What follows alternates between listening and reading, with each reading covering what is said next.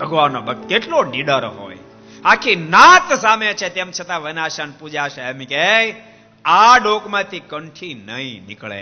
અને ભક્તો, કંઠી એ કોઈ સામાન્ય વાત નથી, સામાન્ય ચીજ નથી. અને એને બે તાતણીની કંઠી નહીં સમજતા.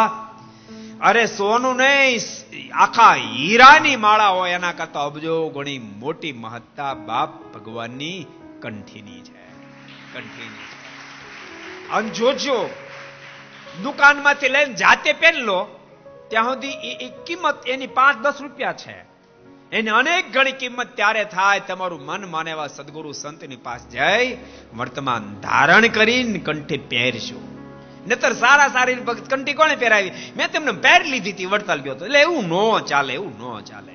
કોઈ સાચા સદગુરુ, સારા સદગુરુ જ્યાં તમારું દિલ માને એવા કોઈ સંતની પાસે જાય, હાથમાં તમને પાણી આપે, પુષ્પ આપે, શરણ મંત્ર બોલશે અને પછી કંઠી પહેરે. એ કંઠી તમારા માટે મોક્ષ કરતલ બનશે.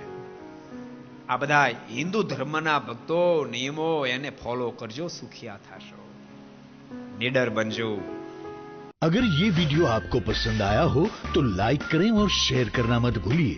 सब्सक्राइब करें सरदार कथा चैनल को और बेल आइकॉन पर क्लिक करना मत भूलिए लेटेस्ट वीडियो सबसे पहले पाने के लिए.